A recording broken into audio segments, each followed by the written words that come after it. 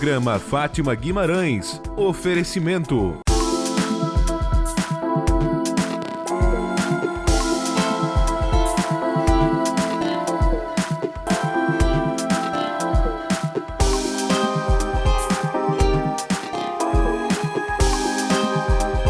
Gente, muito boa tarde. Estamos chegando com o programa Fátima Guimarães. É sempre muito bom estar na sua companhia. O nosso programa é assim, falamos de saúde, de moda, de beleza, de cultura, turismo.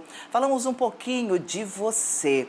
Eu vou abordar um assunto muito bacana, que o título já diz tudo. É um projeto que diz: quem aprende, se defende. E nós sabemos que é mais ou menos assim, né? Se você tem conhecimento, você consegue, de fato, se defender de tantas coisas com conhecimento. Agora, quem aprende, se defende. E quem aprende, tem uma outra coisa, uma outra colocação aqui: feliz aquele que transfere o que sabe e aprende o que ensina. É mais ou menos assim. A minha conversa é com a doutora Sarita Felizardo. Isso. Sarita Felizardo, ela é advogada criminalista e ela tem um programa, gente. Esse projeto, Quem Aprende Se Defende, em prol do outro, e faz um trabalho magnífico também da violência contra a mulher. Vamos conversar então, você pode participar e interagir conosco no 48 99616 1917. Doutora Sarita, seja bem-vinda. Oi, boa tarde a todos. É um prazer estar aqui, né, hoje contigo, conversando. O prazer é todo meu. E quando se fala da violência contra a mulher, quando se fala da defesa em prol do outro, né, levando esse bem-estar, essa qualidade de vida, e esse título, o título deste projeto é muito bacana e eu quero aprender junto contigo e você aprende conosco, tá certo? Quem aprende se defende. Como é este projeto? Então, esse projeto, ele nasceu desde a época que eu estava na faculdade de advocacia, fazendo direito, e eu notava que, assim, principalmente em relação à Constituição, ela tinha que chegar para a população de uma forma geral, sem aquela linguagem tão robuscada que o direito traz, né? Sim. E como é que a gente vai fazer uma Constituição chegar ao povo, chegar a toda a comunidade, se eu ficar falando com falácias e palavras, e, né? Então, eu pensei, não, então eu vou trabalhar uma linguagem mais formal, sempre, lúdica também, com uma pedagogia um pouquinho diferenciada, para que as crianças, os jovens e adolescentes comecem a entender a Constituição e se apaixonar como eu me apaixonei pela Constituição. Tem os seus defeitos, tem, claro, é natural, o Brasil é um país muito populoso, né? Então é natural que a gente precisa, mas é necessário que as pessoas aprendam para poder se defender. Porque senão eles não conseguem, tu não sabe os teus direitos, muitas vezes tu não sabe nem as tuas obrigações, né, e os teus deveres. Então, esse projeto, ele busca resgatar isso. Desde quando este projeto? Eu estou trabalhando nele desde 2017, já faz um tempinho que a gente vem trabalhando de forma, a princípio, tudo voluntária, né? É lógico que agora ele vai ganhando um pouco mais de corpo, então a gente já está institucionalizando ele para ele ficar mais acessível. E ele é muito legal, assim, eu lembro que quando eu apresentei esse projeto a princípio na universidade, eles me perguntaram, não, mas onde é que você copiou esse texto, esse nome? E as minhas professoras até fizeram pesquisa e tal. Não, realmente, esse nome não existe. Eu digo, não, mas ele existia para mim desde o começo, né? Porque, como eu te falei, eu tinha aquela ânsia de aprender a Constituição, mas se tu fazer a leitura, tu não entende nada, né? E você leva essa aproximação do povo com o advogado, né? Isso é muito bacana. Porque existe todo mas o advogado, eu não posso, né? Ele é lá, eu aqui. E essa aproximação existe contigo nesse trabalho. Exatamente. E o que eu faço mesmo, que eu gosto de dizer que eu trabalho dentro desse projeto, né, a parte de sustentabilidade, mas não naquele conceito só do que é sustentável, meio ambiente, mas não, uma forma sustentável para o próximo mesmo, né? Então, eu consigo trabalhar desde a periferia, que eu gosto muito de trabalhar na periferia, e também na parte, né, das aldeias indígenas, que eu vou lá mostrar para eles também que eles têm que compreender os seus direitos, não só dentro do artigo 231, né, que é o artigo voltado para os indígenas, mas como brasileiros em si. Então, é isso que eu busco quando eu estou na aldeia, é buscar que eles não são indígenas, eles são brasileiros também que têm uma etnia diferenciada, apenas isso. São seres humanos e para chegar até eles, como é tudo isso? Porque eles precisam ter o tal do conhecimento e é difícil o início.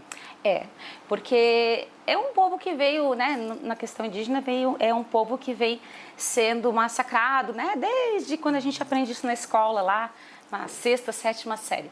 Mas quando a gente chega lá, a gente tem uma certa resistência, porque eles pensam, o que essa mulher está fazendo aqui dentro? Aí a gente vai mostrando, principalmente o advogado, né? Porque o advogado está sempre de salto, sempre, né, de terno, as mulheres, tudo. Então, quando eu chego lá, que aí eu estou de tênis, estou andando com eles, andando descalço, pulando na cachoeira, eles acabam começando a perceber, opa, não, então essa aqui eu consigo. Então, isso foi um trabalho uma barreira grande que eu acabei ultrapassando, né?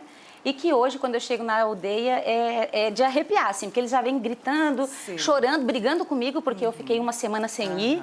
Então, tem essa coisa muito legal. É muito bacana. E eu recebi este mimo, este presente, né? O que significa tudo isso diante deste projeto? O que eu faço? Esse é um projeto aqui, posso pegar? Esse é um projeto que a gente fez, que a gente levou para eles. É por isso que eu digo, ele é um projeto que ele abrange vários conceitos. E nesse momento eu queria trabalhar o ODS 3, que no caso é o Objetivo de Desenvolvimento Sustentável, que o número 3 é que cuida da saúde. Saúde, prevenção, então, os dentes. E a parte indígena, eles têm uma carência muito grande em relação à parte dentária, porque eles não conheciam o doce, né? Quem apresentou o doce foi a gente, né? Então, a gente se vislumbra com chocolate. Então, a gente fez esse trabalho, tudo de forma voluntária, levamos o pessoal até na aldeia. E aí, o que eu faço? Enquanto eu tenho um grupo que fica trabalhando com as crianças, explicando como é importante a escovação de dente, né? A alimentação, a mastigação, eu consigo buscar, nesse momento, uma parte só com as mães. Ótimo. Porque as crianças são muito grudadas com as mães, né? Então, esse é só uma amostra que a gente fez.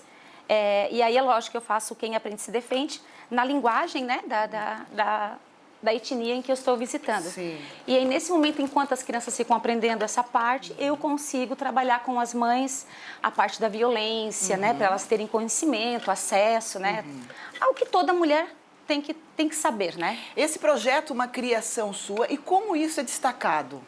Então, eu hoje tenho um Instagram que eu acabei criando. E agora, muitas pessoas já me fizeram assim, eu vou trabalhar contigo. Então, eu faço um crivo, né?